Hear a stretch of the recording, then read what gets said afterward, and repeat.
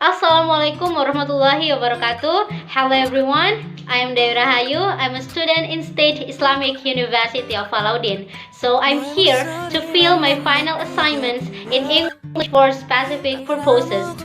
So today I'm going to explain about English for specific purposes and everything that related to it. I will explain about it generally and briefly.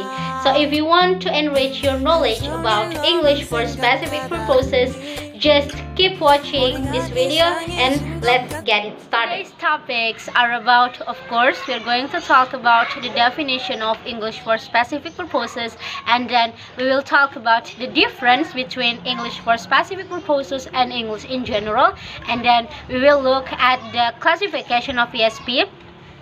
And the last, I will explain about the reason why ESP exists.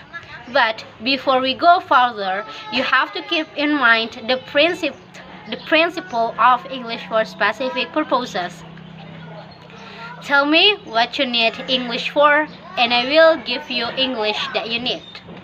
So let's talk about the first topic. So firstly, I'm going to talk about the definition of English for specific purposes. So according to Anthony in 1997, there is no exact definition about ESP. So it is still being discussed until now. So many experts defined ESP differently in different concepts. We might say that English for specific purposes is teaching English for specific areas or specific situations. Or we can say that ESP is English that used for specific purpose. For example, for educational purpose, for vocational purpose, or for professional purpose. So to get more understanding about the definition of ESP, we will hear some definition according to the experts. So the first definition from the expert is coming from Mackay and Montfort in 1978. So they defined ESP as teaching for definitely functional purposes. Functional purposes refers to occupational requirements, for example, a pilot of airlines, and vocational training, for example, staffs of a hotel. In addition, for special purpose in language teaching, the students learn English in order to get into higher level of education or further specialist education, or to support their role in social and also working environment. So we might say that the definition from Mackay and Montfort is emphasizing on the purpose why the students want to learn English, either for their educational purpose or their occupational purpose. So let's talk about the next. So the second definition is coming from Hutchinson and Walters in 1987. They stated that English for specific purposes is an approach in language teaching, where this approach focuses on filling the specific needs of the students. This is emphasizing on the specific and clear reason why the student wants to learn English. In addition, English for specific purposes as an approach in language teaching means that it doesn't include any specific kind of language, methodology, and teaching material. So the foundation of English for specific purposes is on the reason why the student wants to learn English. The answer of the student is related to themselves, related to their learning context and also language need. So their answer will be the foundation of needs in English language teaching, and their answer will become the core of ESP itself. So the last definition from the expert that we are going to talk about is coming from Dudley, Evan, and St. John in 1998. So they defined English for specific purposes by classifying them into characteristics, namely absolute and variable characteristics. First thing first, let's talk about absolute characteristic, which consists by 3 points. The first is ESP is intended to fill the specific needs of the students.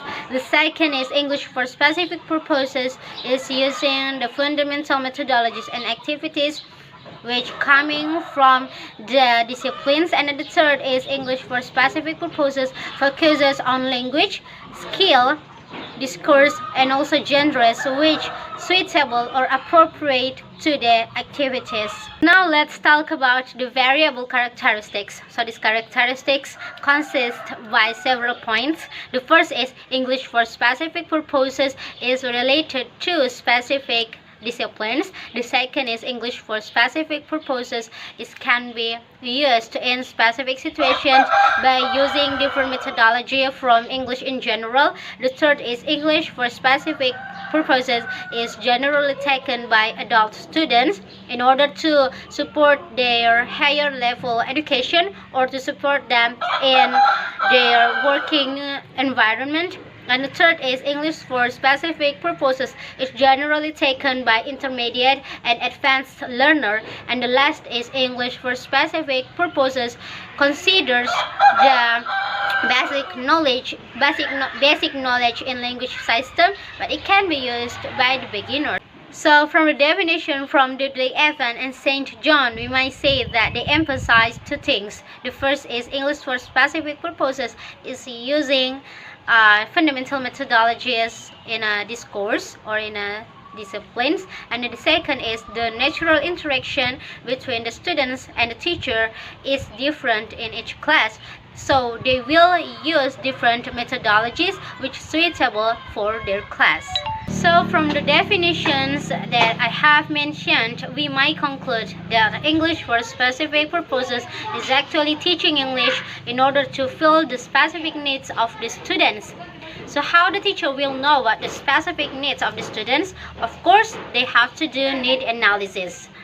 So from several definitions from the expert, we might say that the definition from Dudley Evans and St. John is the most appropriate one. Why? Because they clearly differentiate between what is coming to English for specific purposes and what is not coming to English for specific purposes.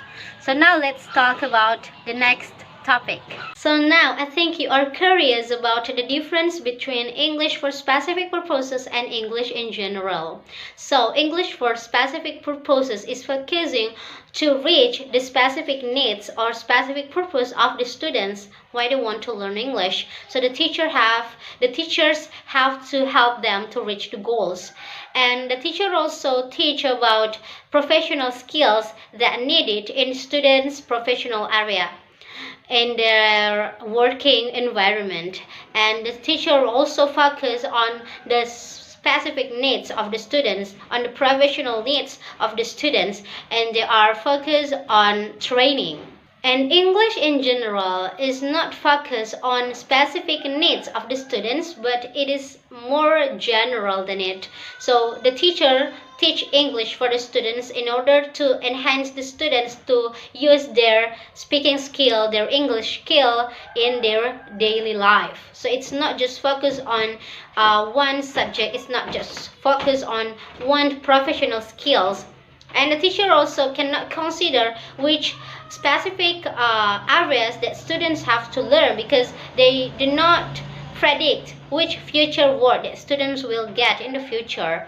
And then the goals of English teaching in general English is not just focused on the students, but also related to the general purpose or general aims of educational system. So it's not just focused on the students' need, but it also related to the general purpose of educational system. It's not like English for specific purpose that just focuses on the specific needs of the students and the professionals' need of the students.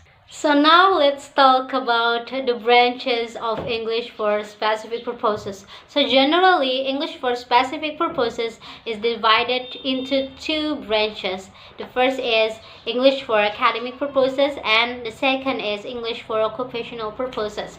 So English for academic purposes is actually ESP, which focus on academic areas where the learners take English course in order to support them in their learning process, in their educational career. For example, a student from medical taken English for medical purposes in order to support their academic career.